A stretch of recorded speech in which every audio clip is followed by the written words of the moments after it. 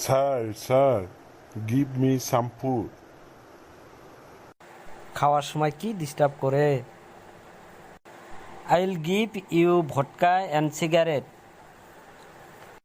Sir I don't drink and smoke.